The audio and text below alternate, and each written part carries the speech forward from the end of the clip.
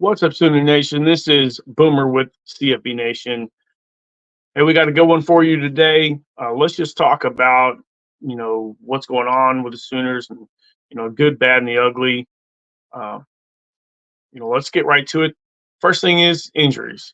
All right, some guys that are out with injuries right now, and some guys that are just come back. Jason McCullough came back last week, which is huge for Oklahoma. Going to cover the cheetah and rest position. The defensive line has been really pretty solid overall. Um, Jared Koenig left last game, went to the hospital. Everything's okay. He had a chest injury. He's back practicing. Looks like he'll be good to go this weekend. Um, Cade, Mackin- Cade McIntyre, Justin Show Harrington, um, Davis Bevel, JJ Hester, and Caden Helms are all questionable Saturday. Talking to Justin, looks like he might be good to go.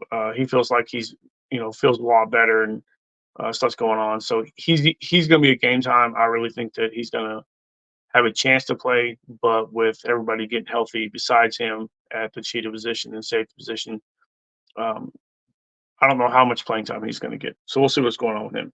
Out for the season, we got Phil Picotti, Jaden Rowe, and DJ Graham all having surgery. So those three guys you're just not going to see the rest of the season. But Phil looks like he's going to be ready to go next year. Obviously, you guys know he had surgery. So right with it. All right, let's get right to it. Iowa State today. I'll be at the game. Should be a good one. Here's the thing. Let's talk about the good things. Okay, passing offense. Oklahoma's top 6 in the country. Scoring defense, top 3. Scoring offense, top 10.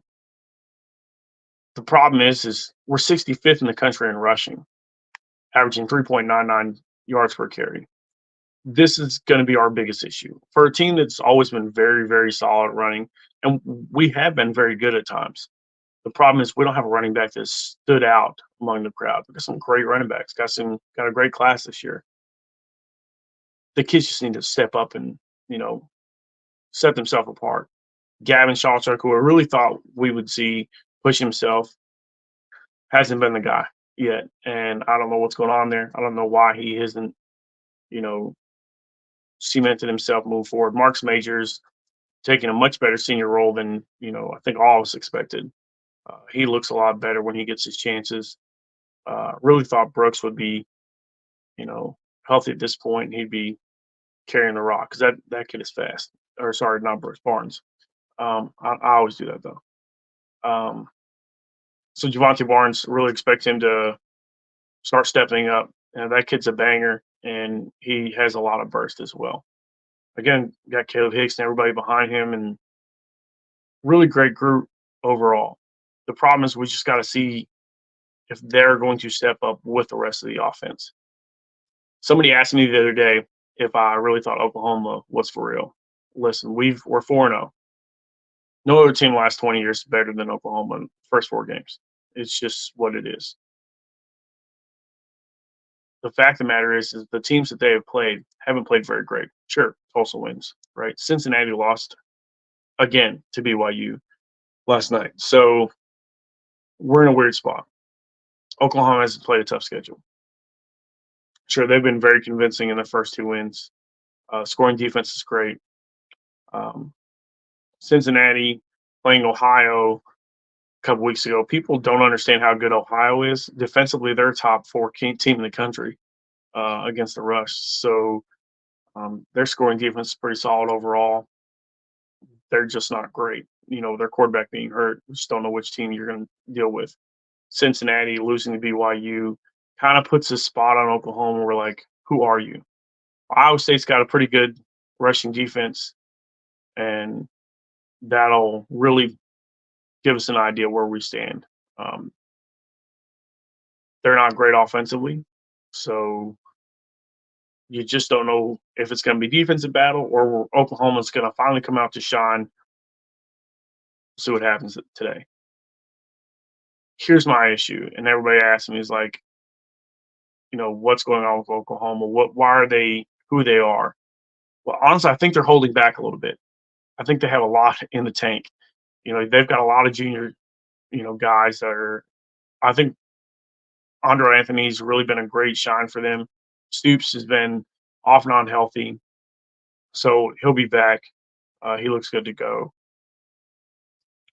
Freeman's coming in pretty strong. Got a lot of shake to him. I think they're holding back because they don't want to let Texas see who they really are.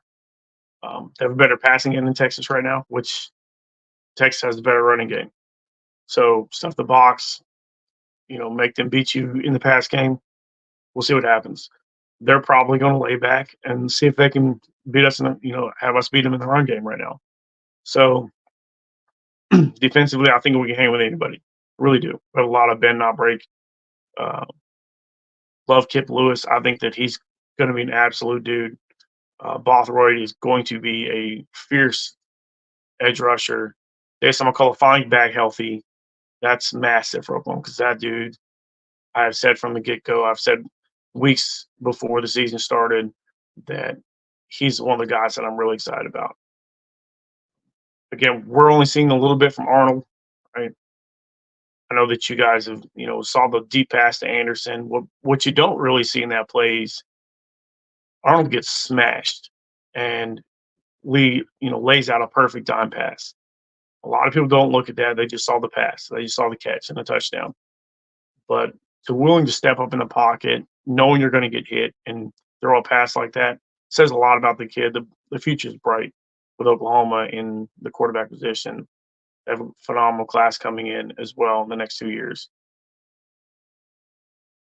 You're seeing a lot of running like you did with Blake Bell with Arnold right now. And I think that's a little mindset of like, hey, we don't want to show who he really is. Dylan Gabriel's been great. I mean, 77% passing. He's top 5 in the country in completion percentage. Again, top 6, passing offense right now, which we're used to. I mean, Oklahoma has always been very good offensively. Having the defense come back, Brent Venables, we're seeing a lot of great moves. We've played some pretty decent offensive teams that have averages over 20 points a game, and we're just not sure we're going to get long term. Listen, Iowa State has always played Oklahoma tough. I don't care if we're playing there, if we're playing here. It doesn't matter. They always play us tough. So it'll be interesting to see how today goes, and we'll be interesting to see how we move forward. I will obviously give you guys an update. I'm sorry I haven't been here very long. Starting a job, dealing with some health issues, but we are back with a vengeance. Go follow CFP Nation, fastest growing college football podcast and group in the country. You're either part of it or you're not part of it. Until next time, let's go, let's go, let's go.